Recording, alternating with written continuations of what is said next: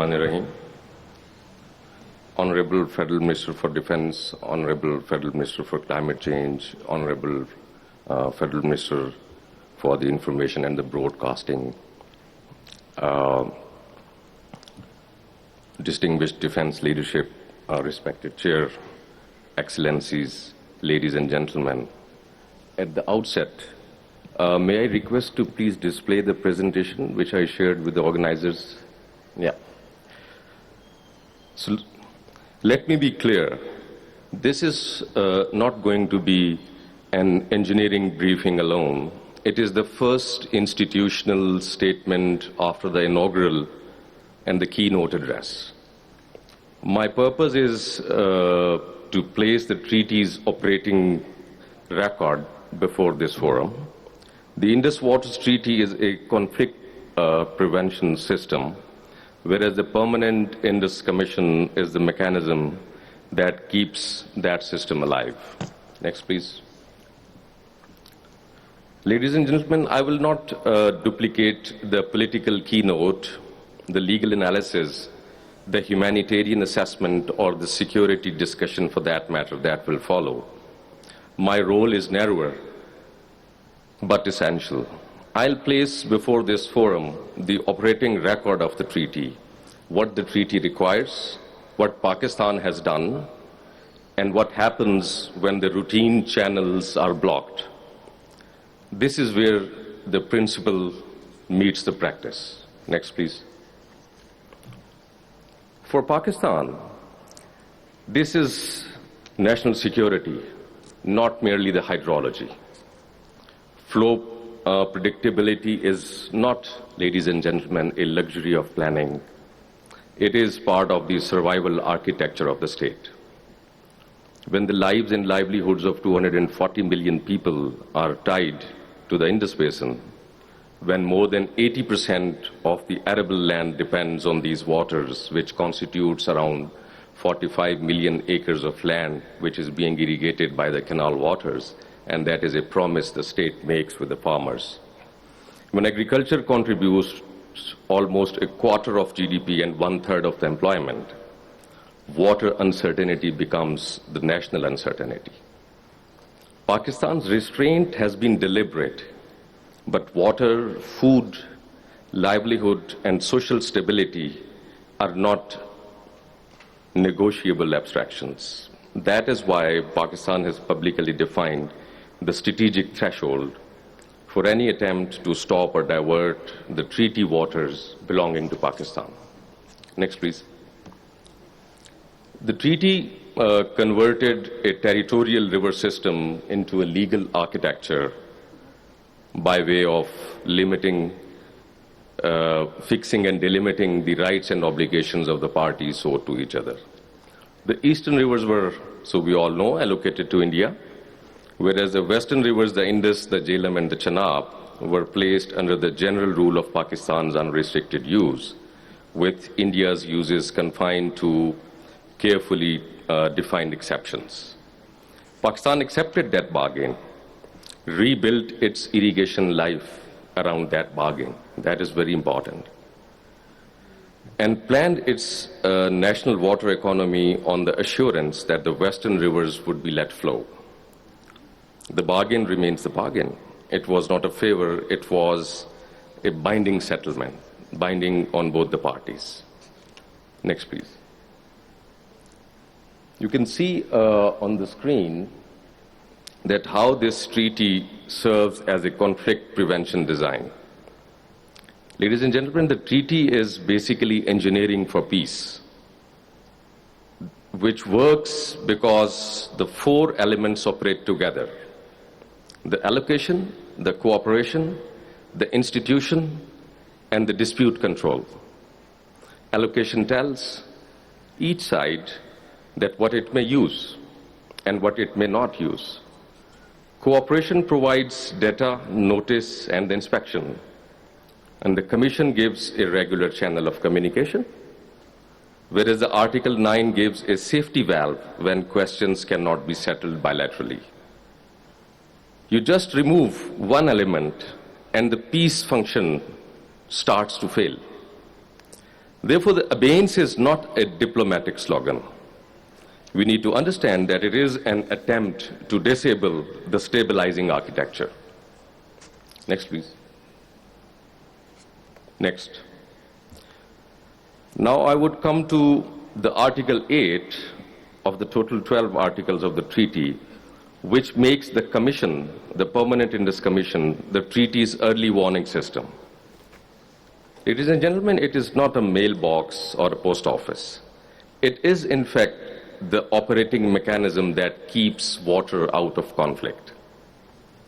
The Commission converts suspicion into data, and data into verification, and verification into the settlements. Regular meetings, tours, project information, Article 6 data, special inspections, and the annual reports are not merely the rituals or formalities. They are the treaty's first safety device. When the Commission is blocked, consequently, the first stage of dispute avoidance is blocked. Next, please. Now coming to one of the most important articles of the treaty, that is Article 9. And this is the article which, I have no inhibition to say that bites more to India, because this is basically not a courtroom afterthought. This is basically one of the articles of the treaty which provides a very elaborate dispute resolution mechanism, which starts at a bilateral level, at the Commission level, and in case the bilateral level settlement does not succeed, then it allows, without any paralysis, to move on to the third forum. So it is a progressive ladder, and it begins with questions before the Commission. If a question cannot be resolved, the treaty provides structured routes toward a neutral expert or a court of arbitration. The sequence is deliberate: institutional settlement first, third-party determination where necessary, but no paralysis. And Pakistan has used this ladder in past and also presently. The point to be highlighted is that non-response cannot be allowed to destroy the ladder. Next, please. And now comes the Court of Arbitration, which basically stems out of the Article 9 of the treaty. And the Court of Arbitration has basically strengthened the legal certainty. The court did not weaken the treaty, it basically reactivated the treaty. If we see simply towards the history of the implementation of the treaty, we can see that ever since India started the development of its works on the western rivers, and that was basically started at a very fast pace from the year starting 2000. So there has always been a discord between the parties, and eventually in 2016, Pakistan decided that now is the time to have the general interpretation of the Indus Waters Treaty, particularly the provisions which govern the development by India on the western rivers. So the Court of Arbitration's rulings, we are fortunate that we received 2 awards from the Court of Arbitration, one last year in the month of August, and the second, which was a supplemental award, so this year, a month before.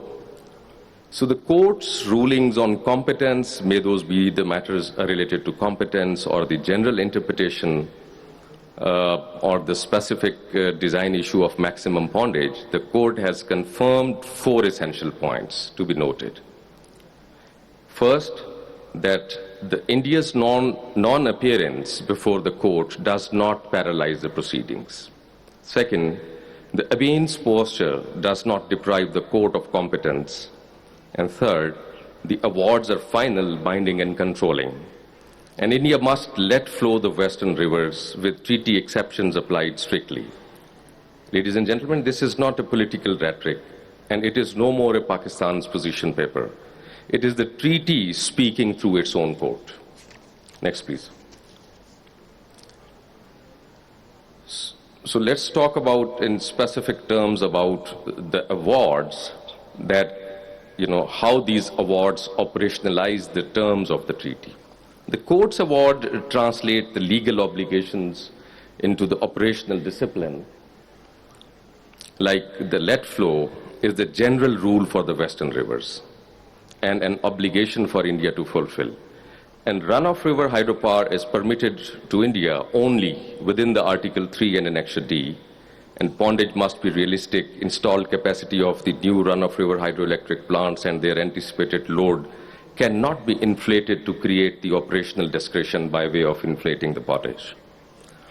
Minimum downstream flow obligations and the environmental concerns must be respected. This is what the court has said. And Pakistan does not object, ladies and gentlemen, to the lawful hydropower. Lawful hydropower is not the problem for Pakistan, but, and it's a very big part, that the unlawful control, excessive discretion, and the opaque operation are the problem. Next, please. Now, I would share briefly that how Pakistan has kept the channel alive despite India's posturing of abeyance. Starting from the year 2025 and 26, the treaty year, which ended on 31st of March this year, the record is basically institutional. Pakistan kept the channel alive. I share it with full responsibility. Pakistan continued to provide the required data. Pakistan sent correspondence. Pakistan requested meetings, inspections, project information, and Article 9 consultations. Pakistan also prepared and transmitted the draft annual report, even in the exceptional circumstances, but there has been no response from the other side. On the other side of the record, before 2025, when India announced to hold the treaty in abeyance, we also see a similar pattern from the Indian side, and that was that there has been no commission meeting after May 2022, no general or special tour of inspection. Corresponding monthly data has remained outstanding after August 2023, and multiple core treaty communications have received no response. This is precisely what increases the risk of the avoidable escalation. Next, please. Now, what happens when data stops? The hydrological information, ladies and gentlemen, is not a diplomatic courtesy. It is an operational necessity. Without data, the downstream state is forced to guess whether it faces nature or the upstream operation. Only last night, I have been writing to my Indian counterpart when I observed significant fluctuations in the flows of Chenab yet again for the fourth time since last year, April 2025. That is not a technical inconvenience. It is a strategic hazard. Flood forecasting windows shrink, irrigation scheduling becomes uncertain at the sowing stage particularly, barrage and reservoir operations lose the predictive confidence, technical verification is displaced by strategic doubt. Therefore, there is no brainer in understanding that the data sharing is the line between the natural risk and the manufactured vulnerability. Next, please. As I just discussed about the manipulations of the flows of Chenab at Marala, so the Chenab episodes required answers. I will state this carefully and without overclaiming causation. These events required explanation and operational data, and we have been asking to India. Pakistan asked for that through the treaty channels, and ladies and gentlemen, there is no response from the Indian side, and the non-response creates the risk. When flows at Marala moved from a peak of 78,000 cusick to only 1,500 cusick in May 2025, when December 2025 shows a movement from 58,000 cusick down to 870 cusick, and when May 2026 records a sharp fall within the event window, no responsible downstream commissioner can treat that as a routine and move on. These are precisely the events the Commission exists to examine, with data, inspection, and consultation. Next, please. Now, I would like to show you a pattern that how the pattern matters. Ladies and gentlemen, the issue is not hydropower for Pakistan. The issue is basically accumulated upstream control without the treaty discipline. The discipline which has been enshrined into the treaty as its fundamental core. You can see on the map, all the red boxes are the ones which have put now the western rivers and particularly the Chenab under stress. Starting from Marala Barrage, upstream, you can see that India has started reopening of its low-level outlets, and what would happen in simple terms, that by way of so doing, so India will have a control by way of, emptying the reservoir and refilling, and then basically repeating these, manipulations just to the detriment of Pakistan, which is, by the way, only 70 kilometers downstream of Salal. And the story does not stop. This basically leads to a pattern where India is going to construct its Sawalkot hydropower. The Ratle is presently under construction. Similarly, 1,000 megawatt Pakaldol is under construction. Kiru and Kawar are with the same status. And now India has started to develop the Chenab-Beas link, so which has a potential to divert the water of 1.9 million acre feet. So as I have been trying to articulate, that the major issue, the core issue, is basically accumulated upstream control without the treaty discipline. One project may be a question in terms of the Article 9, but a cluster of accelerated works with no data, no inspection, and no commission engagement, that becomes a strategic pattern. No more a question. So I have already explained briefly that what is going to happen with these projects. So Pakistan say yes to only lawful runoff river generation, but Pakistan of course says no to the unlawful control, diversion, opacity, and the fait accompli. Next, please. So coming to close my presentation, I would like to say something briefly about the diversion and the control. So, ladies and gentlemen, these are the two issues which require a particular attention because they go to the character of the bargain. First, the reported Chenab-Beas link. Pakistan's legal position is very clear, and that stems out from the Article 3, which governs the three western rivers and contains as such no freestanding category of the surplus western river waters available for diversion by India into an eastern river basin. Diversion changes the character of the bargain. The bargain, which is, at the core of the treaty through which Pakistan agreed to forego and surrender its rights of the three eastern rivers. Second is the Salal, as I explained. And ladies and gentlemen, so there has been a bilateral agreement signed by the then, Indian Minister for External Affairs back in the year 1978, Mr. A.B. Vajpayee, and from Pakistan's side, it was signed by Pakistan's Foreign Minister Agha Shahi. That agreement required the outlet works to be permanently plugged, and those were plugged.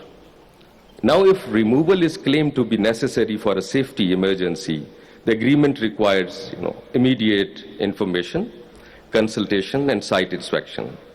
Alterations, essentially require the mutual agreement, and reopening low-level outlets changes the control, as I explained, posture of a project governed by a specific bilateral agreement. So the Commission must examine both before facts are created on the ground. But these facts are going to be created on ground, whereas there are no consultations. Next, please.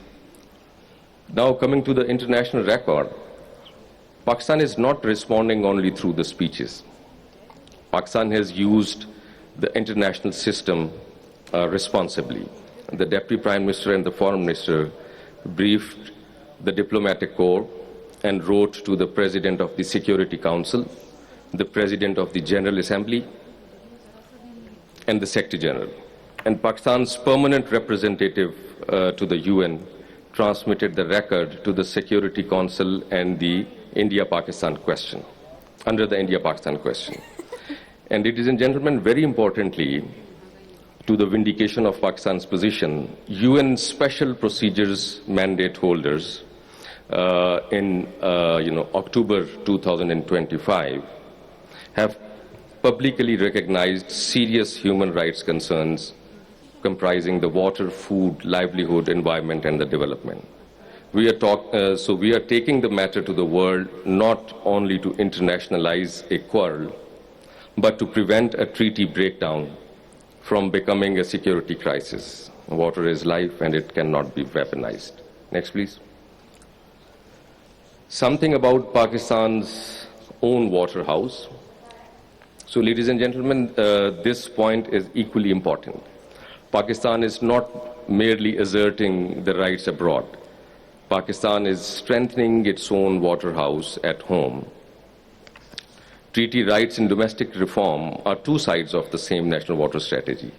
Pakistan is basically improving the water storage and regulation, the reservoir safety, sediment management, hydropark capacity, water accounting, telemetry, canal rehabilitation, groundwater discipline, climate resilience, and agricultural productivity. We are already on a national journey to protect every drop, measure every flow more accurately, and produce more value from the water we lawfully receive. The stronger Pakistan, of course, becomes at home, the clearer its message becomes abroad. We protect every drop we receive, and we will not accept coercion over any drop we are entitled to receive. Next.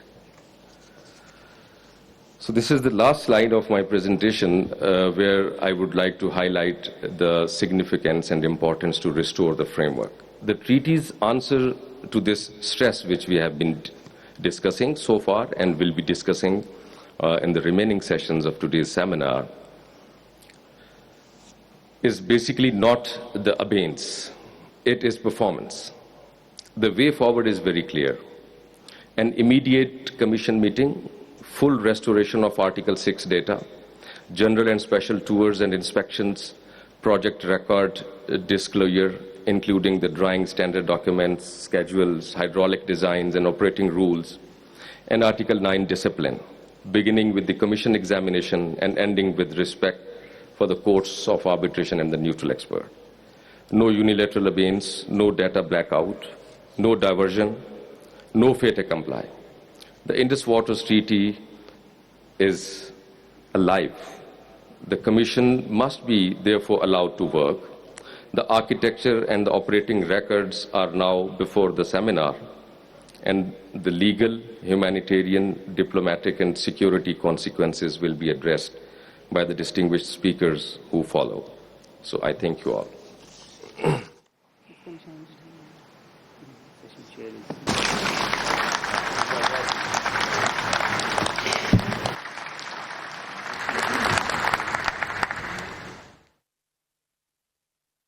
In the order of service, we are honoured to have the presence of Mr. Musaddiq Masood Malik, who I'd like to invite to the stage, Federal Minister for Climate Change and Environmental Coordination, as an